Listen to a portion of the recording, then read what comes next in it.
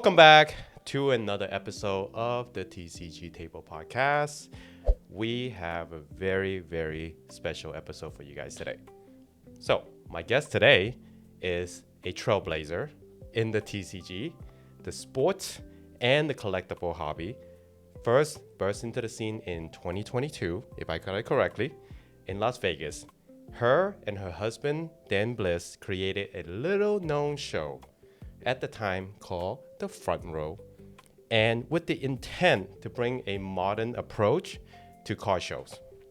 Since then, they have expanded to become one of the most recognizable brands in the entire hobby space, with Vegas, Pasadena, Phoenix, Seattle, Portland, Salt Lake City, Atlanta, San Diego, and many more cities to come.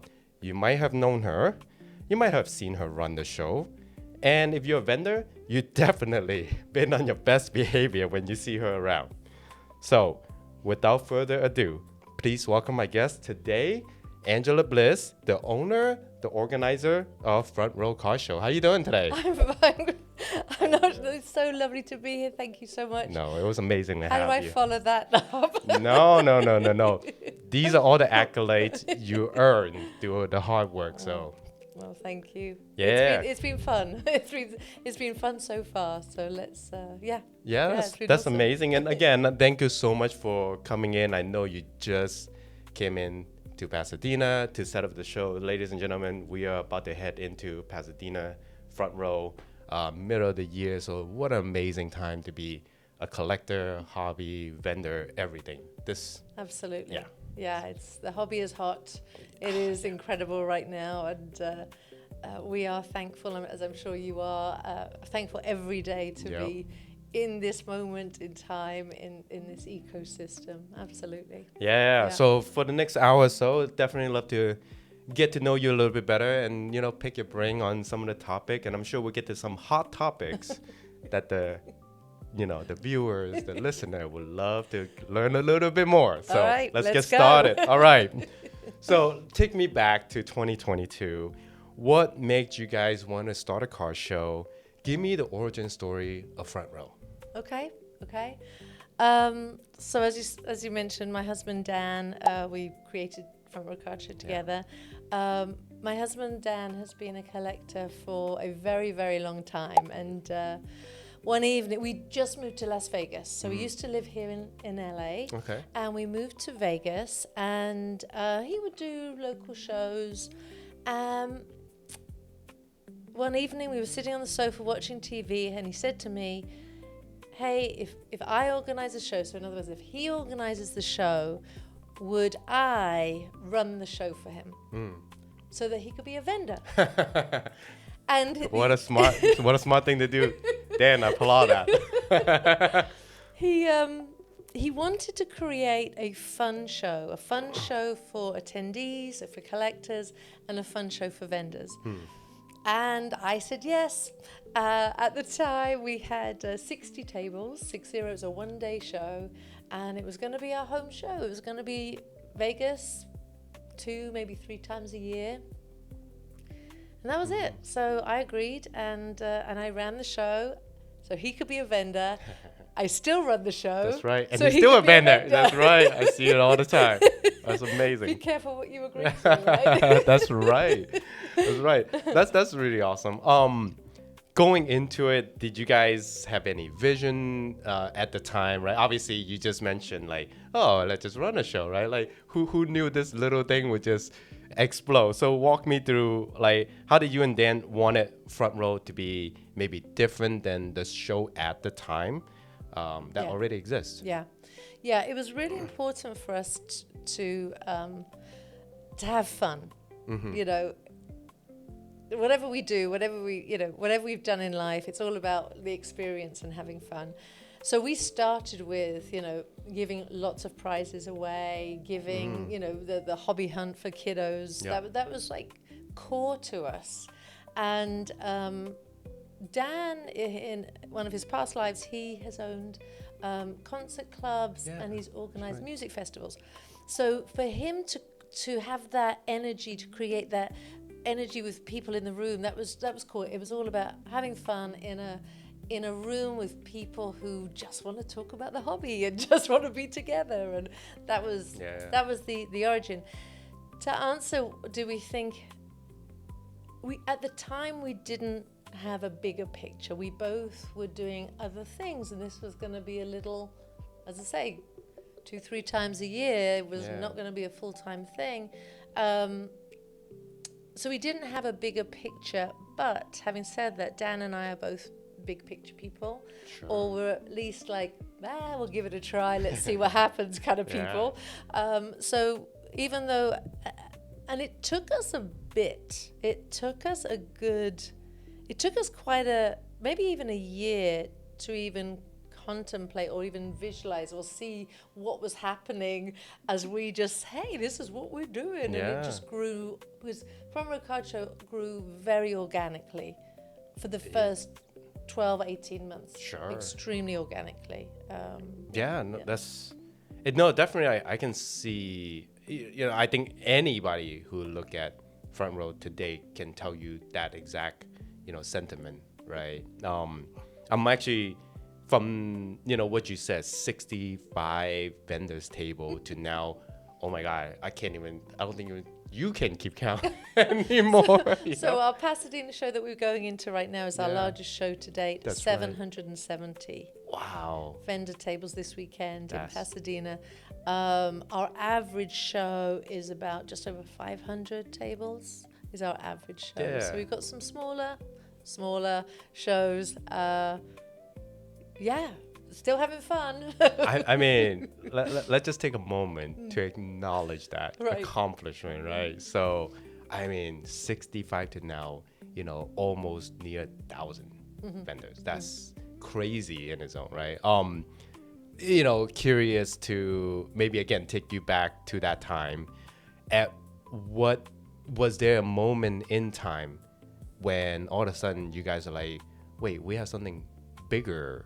Like this is all clicking, like, right? Like walk me through, like, was there like that moment in time you're like, wow, this is better than we expected. What's going on here, right? Let's assess that. That's a really good question. Personally, I remember other people telling us, hey, this is something really special. And, because sometimes when you're in something, we were just doing our thing and working hard and recreating, and we're constantly breaking it down and rebuilding it. How can we do this better? Our motto is, how can we make the show better? That's all we work on. How can we make the show better? And that's the only question we ask ourselves. And that's obviously better for the collector, better for the vendor. But because we were in it, we were so deep in it, it wasn't until other people were saying, hey, you kind of got something here, And then we sort of took a step back, and even now, 4.5 years in, we pinch ourselves constantly. We are full of gratitude, and just to be in the hobby right now is just such a privilege and an honor, and we don't take it for granted, and we're constantly evaluating, did that work? Did that not work? How can we improve is where we're at every day. That's super, super, super cool. And again, like, it just being part of the show, I absolutely see you guys experimenting, testing, but not just experimenting, but in fact improving on those experiments. So I definitely see that. We've been doing a couple of the Pasadena shows now, and in San Diego, definitely see those improvements. And one thing, for everybody who's watching and listening, right? You gotta again take everyone back to 2022. The biggest thing that was happening was COVID, right? And we're like in the middle, or maybe even coming out of it.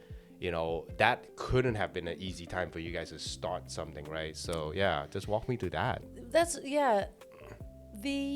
So we're in Las Vegas. Clark County, which is the government there, dropped the mask mandate on the Friday. Our show was Saturday. So we thought we were going into a show with lots of people with masks. And they made the announcement like on Wednesday. So that's how close we were after shutdowns, etc. Sure. Vegas wasn't as strict Sure. as other parts of the country, as Southern California, for instance. But yeah, we went. It was very, very close. And Dan has traded vintage sports cards for a long, long time, and I think maybe he was so like itching to get out, and be amongst everybody else, and that was the vibe of the first show, and it continues to this day. It's just being in the room with with all that energy is palpable, isn't it? Yeah, it's crazy, and I think I just trying to do some research on it. I believe that same weekend was a Super Bowl weekend. Was that? Do you recall? Oh, that's interesting. I'm not sure. Your research is probably correct. It was only Saturday. Yeah. That's correct. It was only Saturday. I think you're right, actually. It was only a one day, so it was Saturday. We obviously now we wouldn't do a Super Bowl weekend, but I think you're right. Yeah, that sounds right. And then so we had this crazy Saturday. It was like a crazy party. Come on, exactly part of the party. Yeah. Yeah, it was awesome. Yeah, so it's funny. Yeah, I think, you're right. That's super. I think that's just super awesome, right? I'm actually curious too. Throughout the grind in the 2022 leading up to now, right? What maybe perhaps mistakes that you evaluated? Some of the things like, man, that didn't work. Walk me through some of those. I'm pretty sure everybody wants to kind of hear, like, hey, you know what? What can I improve if I'm a showrunner, if I'm an organizer? Mm-hmm. Dan and I are advocates for mess up, fail, 100%. Sure. Try. Don't wait. Do it. No matter what we've done, we've been entrepreneurs for forever, but that. Failure, it's okay. We live in such a perfect, well, we don't, but especially when you look on social media, everything looks as if it's perfect. Yeah. Forget about that. Don't wait for things to be right. Don't wait for the time to be right. And I say that to whether it's somebody who's a promoter in the same field or somebody who's an entrepreneur trying to start something. Our greatest learning comes with failure. So we are advocates for, let's try this. Yeah. Did this work? Look, our first few shows, I didn't have a credit card reader to take ticket payments. I mean, epic fail, right? Yeah. Well, our first show, it was the opposite. We have everything credit card ready. And I was like, what do you mean cash? I was like, I'll take the cash. Like, I don't have change. Exactly, and it's those. It's like, do I have enough change? But we were sitting, and I would have to leave the front desk and go. And we had those little swipers that stuck in your phone. Dan had one at his desk as a vendor. Hey, honey, can I just borrow? Somebody wants to buy the ticket. I mean, again, we weren't ready, but things that we've done. And look, hundreds.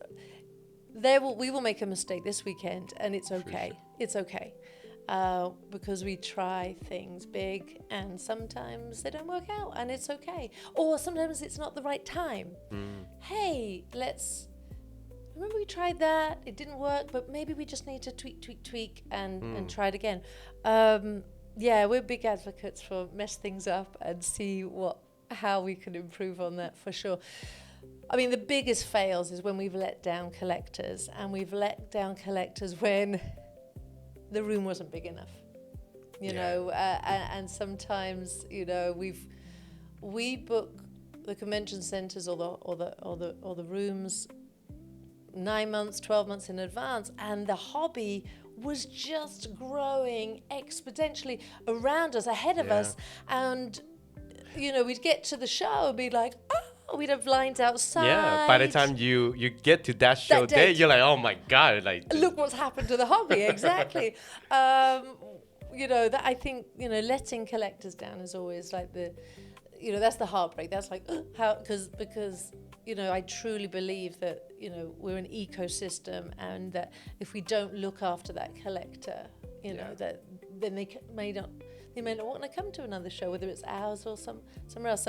So I think that was the biggest epic fails, but thankfully most folks have, forgiven us and seen our growth, and yay, we can, we can get more people in the room. That's no, I think like it's so crazy, just to kind of like step off the side topic here. This hobby just grew so exponential. I don't think anybody anticipate this at all at this scale, and these days, but like I think people can argue COVID was like the beginning and we saw a glimpse of it, but I think now, to me, that I talk to all the OG vendors, right? They all like, yeah, that was like, this is very similar to COVID and it's a boom. But the more we spoke about it, the more I want to be like, no, I don't think so anymore. It's beyond that now. I agree with you. It's beyond that now. Our first show at Green Valley, it could have been our first show or second show. We did 2 shows there. I had to refund somebody because I didn't have a Pokemon vendor. I think it could have been the first show. Yeah, okay. And somebody said, hey, there wasn't enough Pokemon. And I refunded them. I'm so sorry. We didn't serve you, come back.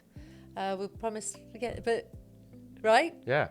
Can you imagine that today? Then that's never going to happen. Not the case. Not the case. So, but again, the hobby, is its own ecosystem. There's an ebb and flow of what people collect. The hobby's been around way longer than Front Row, and it will be around way longer than us. So that's right. If we just nurture it whilst it's in our whilst it's passing through, then that's our job. Really. Yeah. Nice, amazing. Okay, so we'll continue this journey, right?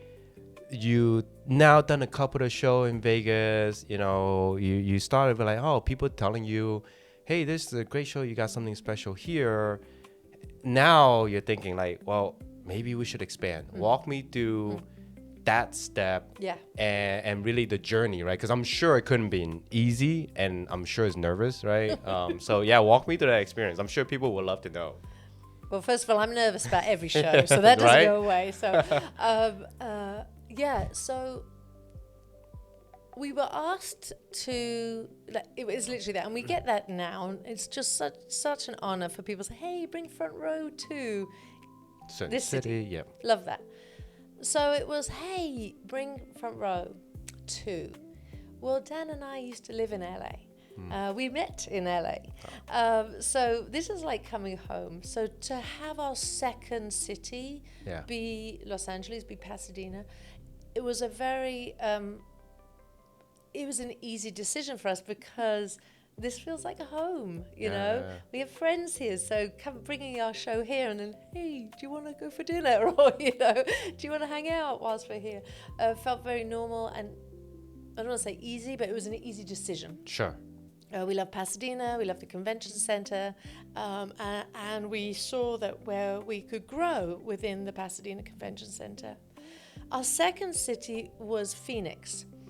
So by that stage, we knew we wanted somewhere drivable from Vegas. Vegas is our hub.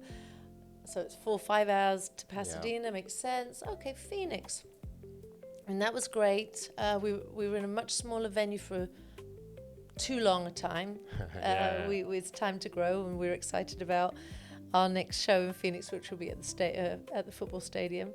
That's going to be amazing, ladies and gentlemen. But it's going to be wild. Everybody who's going there, I'm going to warn you now, please bring like sunglasses, hat. It's a stadium. It's during summer. I'm sure it's going to be hot. Well, it's in a dome, and they have it's Arizona. They're used to it, and it's climate controlled. I'm not used to it. I know, right? Exactly. I'm a baby. That's right. But yeah. So yeah, and then the next growth for us was the Pacific Northwest. Mm-hmm. And that was where Dan and I love to challenge ourselves as well as entrepreneurs, as business owners. What would it be like to host a show in a city where people may not know us? Yeah. The Southwest, there was a hub. If you're a vendor with us in Vegas, maybe take the road trip to SoCal. Correct. You might take the road trip to Phoenix. We've certainly the case for us. Exactly. Right? Yeah, exactly. We've got a community. What would it be like if we went to a different part of the country, and that's what we again challenged ourselves for the Pacific Northwest, and we did our first show in Seattle, and it was incredible. And yet again, the room was too small. The crowd was amazing, and no matter what, and at that stage the problem we ran into was telling the venues, this is going to be a busy show, we're going to have a crowd. Do you have enough parking? Oh yeah. Oh yeah. We have shows that are busy. No. You know. You don't understand. You don't understand. You know, they would run out of the hot dogs at the concession stand, and we'd run out of parking because, you know, they'd leased it to somebody else or whatever. But so that was our first time that we challenged ourselves to go to a different part of the country, and that was incredible. And that Pacific Northwest, now we do Portland and Seattle, and that's right. Or Tacoma. That's just an incredible community of collectors, and lots of fun. I feel like you connected the West Coast though, like because a lot of vendors from Northwest also comes down to totally. Yeah, and then vice versa, vice right? versa. We also go up now. We did a back-to-back show last summer. One weekend was in Tacoma, one weekend, and a lot of people just stayed up in the Pacific Northwest, took a little side vacation between shows, and we all got to discover another part of the country. I remember probably the most recent craziest thing was you guys doing San Diego and I think Tacoma, right? Same weekend. The same exact weekend. Yes. Yeah, that was wild. It was a good test. Yep. Great test for us. Can we do it? You know, it was a stretch. That was literally the venues.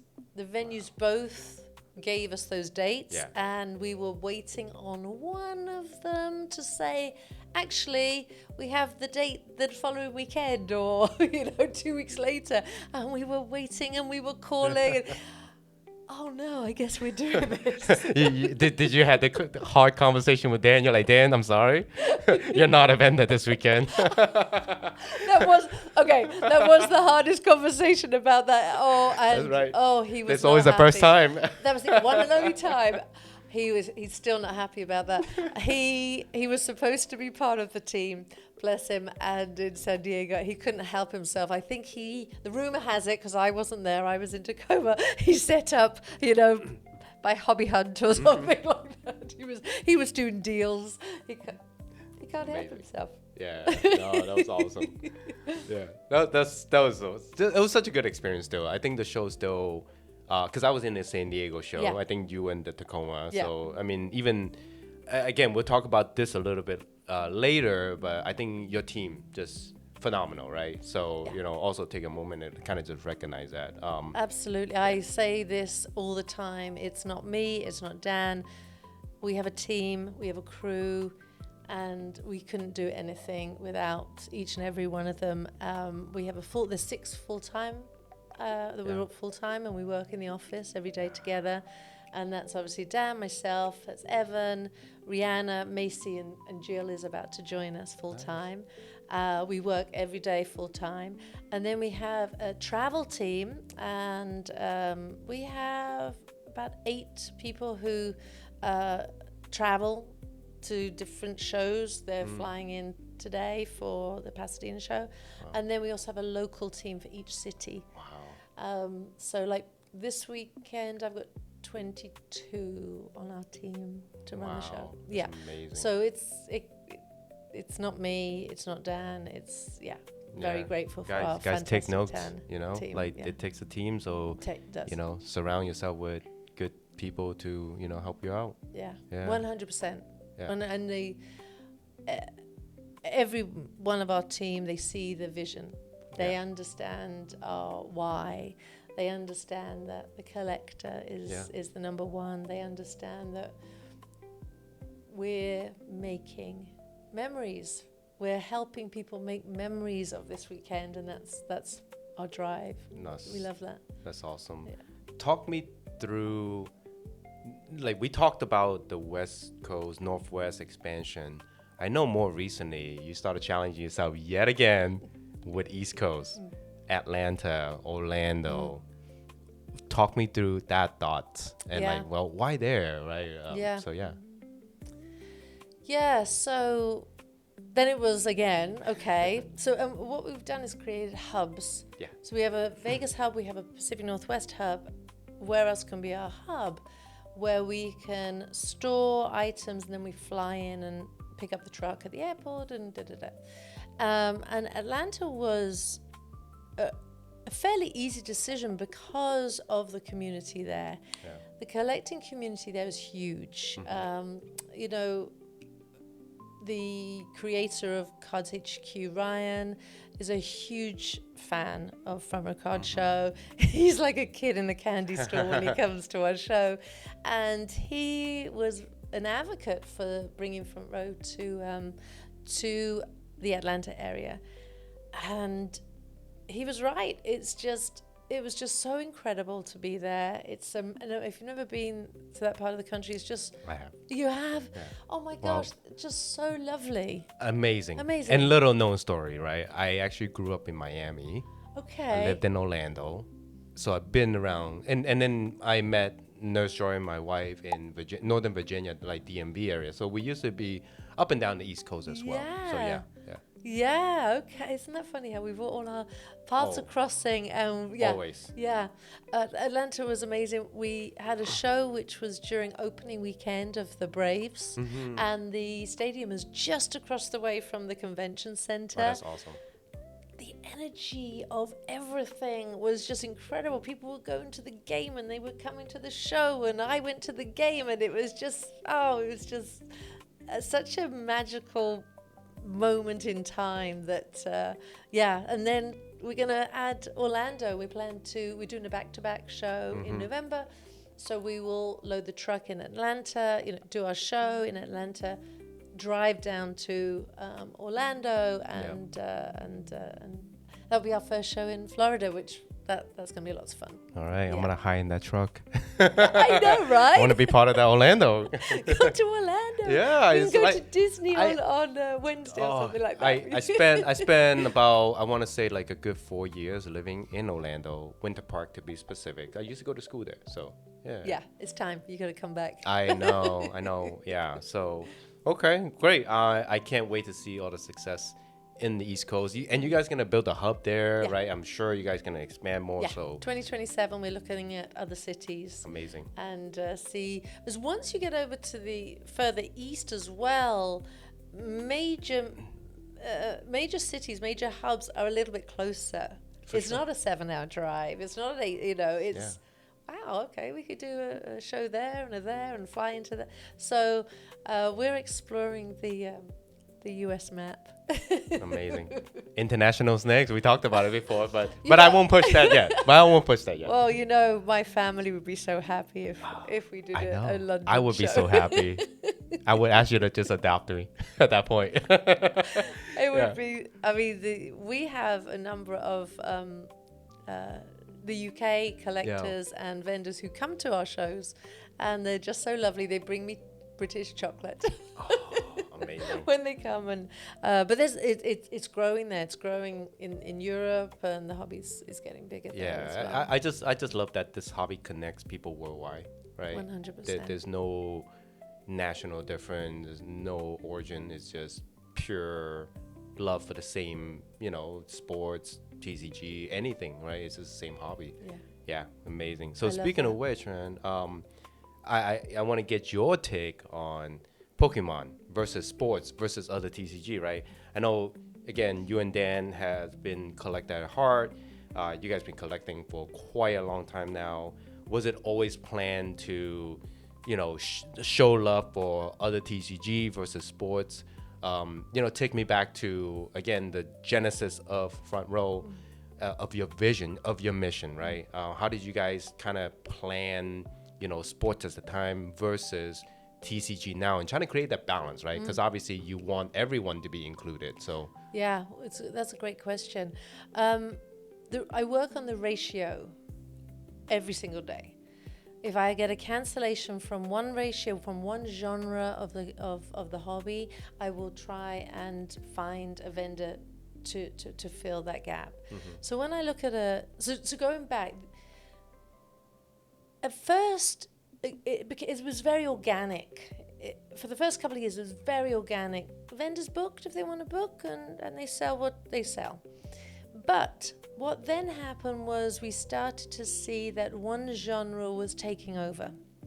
And we were getting complaints from attendees. Remember, the collector is number one. So getting complaints from attendees, there's too much X in the room. And at the time, it was too much Pokemon in the room. Pokemon's obviously been just so popular in the last couple of years. And, you know, and it exploded. And we had a number of vendors who had come to us as sports and then had morphed or migrated to TCG because of the popularity. So now I work on a very strict ratio, and the ratio goes something like this. I'm looking for 40%, 45% of sports, but amongst that, it has to be every sport. So I want, you know, hockey and soccer and UFC, and I want tennis, and I want women's sports, and I want vintage, and I want modern. I want the dollar bins, and I want the high end, and all of that. Then I want 10%-ish of comic books and memorabilia and autographed and things in frames, and, you know, the movie posters and all that good, the toys and that sort of stuff. Yeah, wrestling bells. Right, All that. I love it. All those magical stuff that you can't take your eyes away from. Then I also want 40% or so of TCG, and amongst TCG, it has to be all the TCGs. So honoring, obviously, Pokemon, but Riftbound and One Piece and Yu-Gi-Oh! and Lorcana and Magic the Gathering and then what do I have? 5-10% left. I've run out of my math there. Then I see vendors who I call. And I say this with love. Oh, here it comes. Here it comes. That's right, guys. Pay attention. I say this with love, I truly do, and I call them shapeshifters, right? So the shapeshifter vendor, you just don't know. You just don't know. And I love maybe 10% of the room being a shapeshifter, but it can't be all of it, because then I don't know, and then the collector is let down, right? So if the collector who is looking for a specific genre, they have to be able to find it at our show. So so when I say if I get a cancellation from a soccer vendor, I'm going to look for a soccer vendor if I can. If I get a cancellation from a vintage Pokemon vendor, I'm looking for a vintage Pokemon vendor. And what I've learned probably in the last 18 months is what my favorite vendor is a niche vendor or a niche vendor. When I find a vendor who, I've got somebody in Pasadena who sells Dragon Ball. That's it. Yeah. Now, if somebody's looking for Dragon Ball and they find this vendor, they're going to have the best time of their life. They're going to connect, right? That's right. A friend of mine does Dragon Ball right now. Yeah. And I've seen it. You've seen it? Yeah. Magic the Gathering. We've got a vendor who simply, hey, why did you Magic the Gathering? Well, I play Magic the Gathering every Wednesday. That person is the best vendor. Their eyes light up. Yeah, 100%. Right? 100%. There's a moment. There's a connection. There's this. The niche vendor is a great vendor. So going back to the question, we ask ourselves, how do we make the show better? I 100% believe that getting the best vendor, and that doesn't necessarily mean the best branding or the biggest followers on Instagram or something like that. Sure. But it's the passion. And if you get a vendor who truly loves what they're into, that niche. Yeah. That hockey vendor that couldn't talk about any other sports, but will talk all day about hockey. Wayne Gretzky. Right. And, you know, or the person who's into, you know, Pokemon, who talks about Pokemon because it's nostalgic to them, because they're 28 and that's their life and they grew up with it and they learned the alphabet through Pokemon, you know? Yeah, that's where you get this passion, and this is the energy in the room that I hope is something that we do at Front Row Card Show, is that when you go to a table and you meet that vendor who has what you're looking for, there's that spark, there's that connection, and there's that community. Yeah. Yeah, it's a connection that you can't get online. That only happens at a real in-person show. Yeah. I think even for me, I definitely am experiencing that right now. We talked about a little bit off camera. I dove headfirst into the Gundam TCG because I grew up building the model. You know, it's part of my childhood. Now I got my daughter watching some Gundam, and now it's part of her childhood, and it's just so nostalgia. So, you know, at this point in my adulthood, obviously I'm married with family and everything, and it's like unrealistic for me to take up amounts of space to put on my Gundam model. So when the Gundam TCG came along, I'm like, oh my god, it's a no-brainer. Let's do this, right? And I can have conversation with like people that are walking around that, you know, because I was actually at a recent show in Phoenix, and I remember I was the only person in the entire show, right? And this is a national show that has Gundam on my booth. And literally people came and was like, oh, I didn't even expect anyone to have Gundam, right? And they, you know, we were just talking for hours. And of course, Nurse Joy is like, oh my God. It's like, please stop. I heard this story so many times. You know, but yeah, sharing the excitement with people and then building the hobby through that organically is such an awesome time. Yeah. This is it. Like, you know, what, you know, the psychology of why people connect is fascinating. And various reasons. Nostalgia is one thing, you know, community, being part of something. But when you have all three things, you know, together and more, and somebody comes to your table and they can share, like yourself, hey, I grew up, oh my gosh, I haven't seen this. Oh, I remember this. Or it's a human experience on such a beautiful level that we get tears at Front Row Card Show when people find something like that that they didn't even realize they were looking for. That's right. And, you know, one of the questions we get is, why don't we split the room? Why don't we have TCG on one side, sports on another? And we talk about this, you know, again, we break it down. Front Row Card Show, we work really hard to create a magical experience like it's a treasure hunt. And when people walk up every aisle, we want them to have this wow experience everywhere. And sometimes a lot of folks come to Front Row Card Show, it's their first show. Yeah. They don't even know what they're collecting yet. And if you split that and serve it up, like... You create segregation. You yes. don't want that. Yeah. Right? 100%. I can totally see it because you don't... Like, if I'm a Pokemon collector or sports collector and you're creating that ecosystem where it's split, then I'm only going to gravitate towards what I enjoy. And now I'm almost like, wow, I don't want these other people to be. It's not the experience. It's not 100% the experience. Agree. And what we also love in Front Row Card Show is that we have multi-generational collectors walking the room together. At the last Pasadena show, and I'm not sure if there was an angel that said this, but I turned around to find the person who said this and I couldn't find them. It was an adult male talking to a child. So I'm gonna presume it's father, son, but it could be uncle, nephew, right? And the adult said to the child, "This has been the most incredible day. We've been able to spend the time together. I've been able to look at sports, and you've been able to look at your Pokemon." That's awesome. You know, chills, because that is what we want. We want that experience. And we talk about making memories together, making memories. That's a memory that kid is going to have forever. Mm-hmm.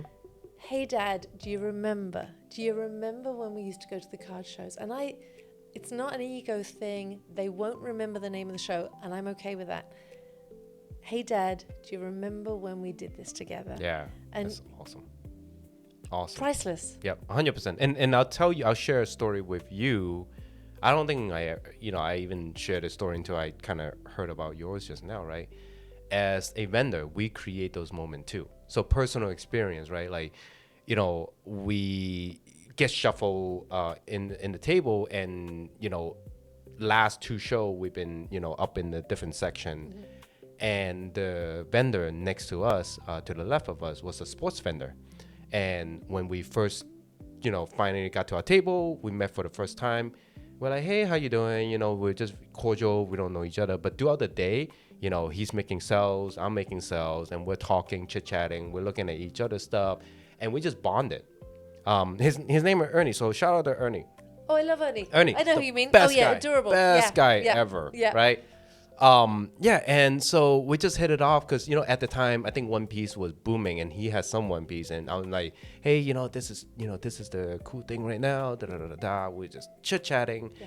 And man, like, long story short, you know, over the two shows, we just bonded, and now we're like coolest friends ever, you know? Right. So, and when we see each other, it's like, oh, hey, buddy, how you doing, man? Haven't seen you in a while. You know, can't wait to go to front row where we're next to each other again. Yeah. You know, so great experience. I love that. And, you know, we've had people who, hey, started collecting Pokemon, but maybe I start collecting a sport, or vice versa, because, hey, I like this, and oh, but what's over there? And just having that offering, you know, as I say, we try and create a treasure hunt so that folks can walk out every aisle and go, wow, I haven't seen one of those before. Yeah. It's such a cool experience. I think that's the thing, like, organically, we're connecting to, right? So, you know, definitely, again, this, guys, you know, this is just honestly speaking from my heart. I think front row, definitely, you guys done such a fantastic job compared to, like, I would say any other, like, large scale national show, because, you know, I obviously done the circus with other show, and a lot of the other show, you know, the experience is not the same, I would say. So again, we don't send the flowers your way. We don't diss any other promoter or show. For you know, sure. Everyone can run their shows their own way, and this is just how what we like to do. So I'm so glad it vibes with you. That's awesome. Yeah. So I think, you know, that kind of speaks volume, right? And I love, you know, again, this is just the part, maybe I'm just, you know, being a fanboy here, right? I already got tables, so don't worry, guys. it's not me trying here. Don't worry. But I think I think what I really was trying to say is, you know, the integrity, right, and the mission of the show stays the same. And I think every vendor, whether they admit it or not, I think they see that. It's not like anybody get preferable treatment just because, you know, like, they send flower your way, right, or whatever. So I think, you know, one of the things I mentioned, right, even earlier, I think I spoke to you about is, you know, doing other shows, you can just sign up, and then it's just kind of free for all, and you can, you know, do aftermarket, whether, again, we admit it or not, you know, that is something that goes on. I love the fact that front row, when you sign up now, because how crazy has boomed, the system you have is like, okay, there's an interest list. And again, we already talked about this. You look at the ratio, you make sure the vendor fits the mission and provide that show. And every person in and out of your show is somebody you would personally handpick and gone through the checks and balances in order for them to be part of that show, right? So I absolutely think, at least that's a fair system, right? If nothing else. Yeah, so I genuinely believe that we're part of an ecosystem. And like any ecosystem, it just needs a little bug or a little, you know, flap of the butterfly wing, and it can all fall apart. With this ecosystem that is not only us, but we can't create a great experience without you, without a great vendor who has integrity and comes to the show to make the show better, because you do, right? You up-level the show. And if I have 770 tables full of vendors who are up-leveling the experience, then we as an ecosystem can make the show better. And then more importantly, the queen bee, if you will, of the ecosystem. Which is Angela. No, is the collector. That's right. That's right. Is the collector. If we look after the collector, if we look after the attendee as part of this ecosystem that we nourish and nurture together, then we have something magical together, because neither of us can do it alone. And and I say this, I've talked about our fabulous team, but I truly see our vendors as part of that team as well, because we are putting on the show. This is the Front Row Card show. And when we open those doors at 10 a.m. and all our attendees arrive, it's showtime. Yeah. It truly is. And if we all, or if majority of people in the room understand that that's, to your words, the mission is to put on a great show for the collector, then it just up-levels everything. And it's important to keep that ratio and that trust with the collector. You have a family. Planning something for the weekend isn't the easiest thing. For sure. And I always like to say, right now there's somebody on their computer or on their phone deciding to come to our show. You don't think about that. But there's somebody texting a friend, hey, there's this show in Pasadena. Yep. Do you fancy meeting for brunch and we'll pop over there together?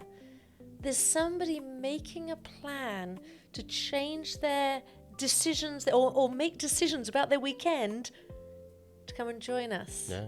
Bringing in new people. Bringing new people. Potentially is becoming a collector. Yeah. Yeah, for sure. That's such an honor.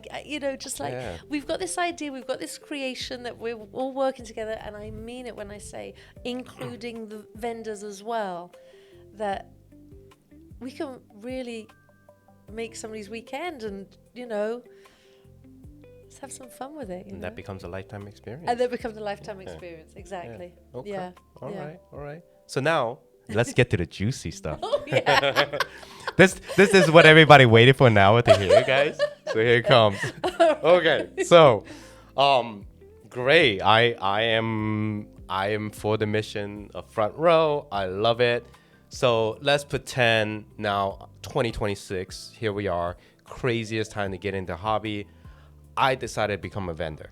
Yeah. And I want to get into the Pasadena or, any other Front Row car show that you guys will start doing the show in. I can't get in because there's just too many vendors out there. Again, most explosive, most craziest time, right? We only have an interest list. I signed up for everything, haven't heard back. And of course, I want to follow the rules, right? I know that I'm not supposed to go and buy, a vendor badge or share a table or do any of the stuff that, Angela don't want me to do and potentially have consequences.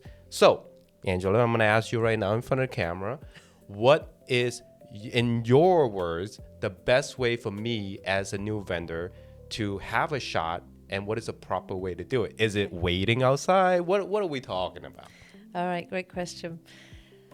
Firstly, our friends on the wait list, I'm their biggest cheerleader. I want to support new vendors getting into Front Row Card Show. As I mentioned earlier, I don't care how many followers people have on Instagram. That's not what I look for. I'm constantly... okay, let's just back up. So currently, on Sunday, existing vendors can rebook their table. That's right. So it's got to the stage where I'm contemplating changing that. And I'm not sure how that would work, because I don't want it to feel stagnant or to feel like some vendors like, yeah, I got a front row table, but then they phone it in, right? Fair enough. Yeah. So do I start again? Do I clean sheet? Now, to those who have a table, that doesn't sound good, but to those who don't have a table, that sounds great. Yeah. So that's one idea I have. But right now, somebody puts themselves on the wait list, and let's say and bear in mind what I said, I love a niche vendor. Number one, if you put yourself on the wait list or interest list, tell me what your niche is. the vendor who puts, well, I sell sports and Pokemon and One Piece and Yu-Gi-Oh and comic books and Funko, I'm never going to call you. I don't know what that is. Pay attention, guys. Right? I don't know what that is. Yeah. And I think some people think, well, if I tell her everything, she'll select me because I can fit. Correct. But again, we're going back to that shapeshifter. I don't know what that is. So what that mean, guys, if you're listening, if you're watching, don't go to Target and get yourself some sports cards and then be like, I'm a sports vendor, and just to try to get in, all right? It ain't gonna work. It is not going to work. And to be honest, I do comp as well. I do spot check. So if a Pokemon vendor is saying that he's brought sports or she's brought sports, and I'm looking at those sports and go, wait a second, what? Why is that? Oh my God. That's 4 times comp. Guys, personal experience. That not that exact thing happened to me, but man, she spot checks me sometimes, and I'm like, oh, I'm so sorry. Remember, the number one is the collector. I want to make sure that the collector's, I will say safe, but having a good time. Yeah. I love niche vendors. So be proud. Like I will check your Instagram. I'm not checking for how many followers, but I'm checking that what you've said you sell represents what you have on your socials. If you don't have a social, I'm asking for a photograph of your setup. A vendor who is doing a show, who has set up their table. They could be doing a show wherever. Could be a small show, and if they've set up their table and went to the front of the table and took a photo of it and then posted it on Instagram, Yeah. that's my vendor, because that tells me that vendor is very proud of where they are and what they're doing. Hey friends, I'm set up at blah blah blah community center this weekend. Right. Come by and say hi. Yeah. That's a vendor who's going to make the show better. When I look at Instagrams and it's like flexing of car, I don't know. I Can't even put a face on that profile. Exactly. I've looked at it. I looked at people's stuff, and I'm like, who are you? Who are you? Are you even real? You're right. Yeah. The reason I don't like, let's talk about subletting. The reason why I don't like subletting is in the last 4.5 years, a lot of the issues that I've had come from subletting. And so I say no partial subletting, but I always say, look, bend my rules, don't break them. If you have a buddy who's going to have a few slabs in your case just to get their foot in the door, and they're going to show up on time and do the best thing and be the best vendor, I'm not going to know. Sure. I'm going to know if they sell a fake, like that issue. That's right. You helped me in San Diego. Correct. That was a friend of a vendor who, just so you know, you helped me with a kid who had been done a young gentleman, right? A young gentleman who did a what's it called? It was a deal. Yeah. So I'll tell the story a little bit here, right? I know we're going off on a tangent, but no, perfectly fine. I think this again brings back to the mission of the topic, right?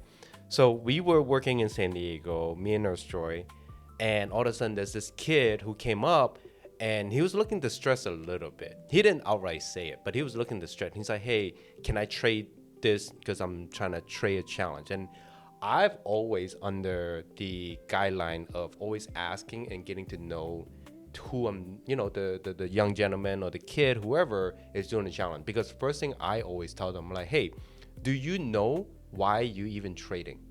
Like, what is the point? Right. Yes. Like, I don't want you to trade up just for the idea of trading up and not even know what you're trading, right? Because that defeats the purpose of it. I'm more than happy to help you if it's the right reason. I love that. Most kids these days, they're taught to just go and trade up and do whatever, and they end up a lot of time either not succeeding or getting taken advantage of, right? Second things I always check for and spot check is like, do you know the value of your card? And if you don't know and you're just blindly going around, that's a sign for me to actually just spend some time with you, educate you. Again, whether you take that education seriously or not, that's at least up to you. But me as a vendor with conscience, My daughter was scammed before when I first kind of got into vending the hobby and I wasn't paying attention. So it's always been my mission to make sure that like we educate. And a lot of time I don't even do deals with the kid, but I educate them. So going back to the story, this young gentleman came up. I kind of asked those questions. And he's like, yeah, I just did this deal earlier, and I was kind of, quite frankly, felt like I was forced into the deal. And that was immediately, I was like, well, hold up. Flag, right? Yeah. Yeah. What was the deal? Show me the card that you previously did. And, he did. I was like, So I checked the value for that previous card, checked the value of that current card that he had. I was like, there's a huge disparity on those cards. And that doesn't make any sense in any form or shape, especially if you're trading up. Forget about trading up. Trading equal value wasn't even there. So, and this vendor specifically knew at least what the kid was asking for. I think the least they could do is say, hey, I trade at percentage and here's what, be transparent, right? So first thing I was like, okay, let me just, at least get you to the proper hand. So then at least maybe we can do something about it. And that's how I, came up to you, walk you through. And I'm glad we got the situation figured out. And hopefully he had a great experience now. He did. And I really appreciate your help in that and bringing it to my attention, because it was something that I could solve and we could solve together. But the person who'd done that trade up, which wasn't a trade up, was a friend of a vendor. Yeah. So now we're back to that partial subleasing or partial subletting, because you're giving your power away to somebody else, and that somebody else doesn't understand our bigger picture. Sure. Doesn't understand that. So when I get a complaint, whether it's at the show or after the show, I'll say, this is the map. Where did it happen? Here.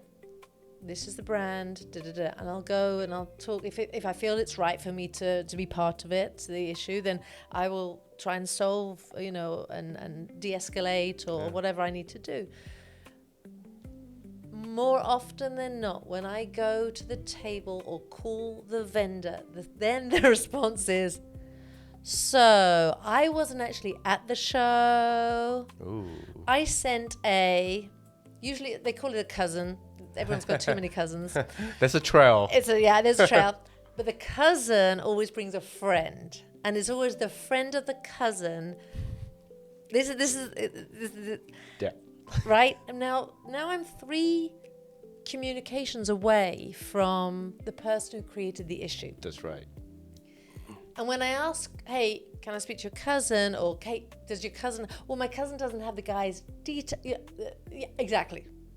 So that's why I'm strict about subletting, partial subletting, because now we've got somebody in the room who might be just somebody who wants to be a vendor, and I love that about them, right? Yeah. But sometimes it's not. Sometimes it's somebody who is there for nefarious reasons and is not there for the bigger picture of what we do at Front Row Card Show. And and we have very generous cancellation policies. If you can't make the show, let us know. We give you credit for the next show. It's not a big deal. You're not losing your money. You're not out. So, for instance, if there's another show you want to do, you want to go on vacation, whatever, no problem. And you've already booked it with us, no problem. Email us. We will then take your credit, put it wherever you want to. It could be the next show in the city. It could be somewhere else. Or it could be just in your Front Row Card Show account, if you will. And then we can open up the tables to somebody on the wait list. And I think that's another thing that frustrates me. Is like, don't table squat. If you can't make it, don't make it. That's it's right. all good. It's all good. But people table squat, and that's not fair for other people who are trying to get in. So when I say, our friends on the wait list, I'm their cheerleader. I'm looking for, if I have a vendor that I'm not happy with, I will shrink their tables down. You've got 2 tables now? Nope. That does not look good. You've now got 1 table, and I'm getting somebody else in for that 1 table. Or you packed up early. You can't rebook. That's another thing. Yeah, that's another It's a big thing for me. Big thing. Showed up late. were rude to my team or rude to the, because I hear about this. It's not like I go looking for these stories. All these stories come to me, and then I have to deal with them. And now I say, just stay out of my radar in the nicest way. If you're on, or I hear stories that happen in the community. Yeah. Not at my show, but happen in the community. And I get told about it. And often I say to folks, it's out of my jurisdiction. Whatever situation happened at another, out of my jurisdiction. But that vendor's now in my radar. Right? And you don't want that in your show. Whatever, Sure. exactly. Last Sunday, I'm doing some work and I get an email from a customer, not a customer of ours, an email from a collector saying they've just been scammed by one of our vendors online. So I asked for more details. I search everywhere. I said, I'm so sorry, I don't have, this vendor isn't our vendor, one of our vendors. And I'm thinking subletting, right? Yeah. So I've some cousin somewhere. Some cousin, a friend of a cousin, right? Yep. And the vendors on TikTok flexing that he's a From a Card Show vendor, but he's not on any of our list. Oh. So maybe he's using that as a badge of honor, Sure. So I reach out to this seller on TikTok. I'm like, bro. Bro. Man, when Angela call you bro, you know you're in the principal office. Guys, don't go to the principal office. Well, I call it the naughty step, but Yeah, okay, yeah, I like yeah. the principal's office. It's like, bro, I don't see you on our list. You're saying that you're going to be Who are you? Who Yeah. are you? What's the name you use with us? What's the name you use? And of course, they haven't responded yet. But now, even that vendor, I've made a note of their email and their brand Yeah. name. If they and I've checked my wait list, because if they end up on the wait list, they're getting a strike through before they even get close to being chosen. Sure. So I'm constantly being brought situations or, hey, just so you know, but even outside of our world. And that's, again, going to protecting the integrity of the show, protecting the collectors. But I haven't answered your question. So, niche vendor, passionate vendor, wants to be front row card show. Here's the big secret. As we get closer to every show, we get cancellations. And because of our generous cancellation policy, we get texts or we get emails. Hey, the closer we get to a show, these are things that people don't see are coming.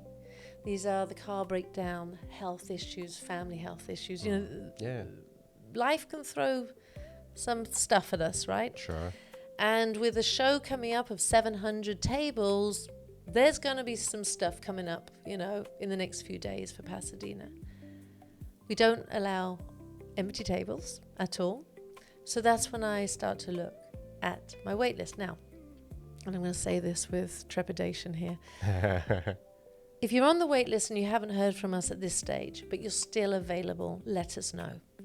Because if I'm looking at a wait list of vendors who are, interested in the table, I'm not looking at the top. At this stage of filling a show, I'm not looking at the top of the wait list. Okay. If I do that person say, who, what? Or I've made other plans, or I didn't hear from you, whatever. I'm starting to look at the bottom of the wait list. Because if somebody's put themselves on the wait list now, today, we're filming this on the Wednesday before our show. Sure, okay, makes sense. Though that friend is still available. You guys paying attention, right? Yeah. You're actually helping me out. You're helping me out. Even if you put yourself on the wait list 2 months ago, but if you're still available, put yourself on the wait list again. Do it this week. Visibility. And then you're going to IG us. You're going to Instagram message us, and you're going to say, I'm still available and I'm still interested. Rihanna's going to kill me. Guys, right. I just stumbled upon the elixir of life here. Rihanna, I love you. I'm sorry. You're going to get a generic response. The generic response is going to say, our show is sold out, but thanks for letting us know. Our show is sold out, thanks for letting us know. The loudest, what's the phrases on the noisiest blah, blah, gets the oil or whatever. That's the squeaky wheel gets the oil, right? That's right. So now let's say we're the day, because Friday is our load-in day for vendors and I'm still getting cancellations. I want that short list. Oh, and the other thing is when we load in, I'm looking for extra space for extra tables. Now, we don't cram vendors in, as you know. Sure, we're very generous with space. Yeah. But I might get into a venue and go, oh, we can put an extra table here. Nice. I'm going to text. X and Y, yep. Right? The folks who've been a pain in our all week. Don't be too much of a pain though, okay, guys? Have some decency also. I'm gonna warn you that right now. As you cannot tell in this hour or so we've been talking, Angela is on top of things and she always look at things, right? So don't be too much of a pain in the butt. Yeah, there is. Have some courtesy. There is a That's fine a fine line. There is a That's fine line. You're for right. sure. You're right. But if I can make, and when I have a cancellation, or if I know I have an extra table, I literally say to the crew, I'm going to make somebody's day. Yeah.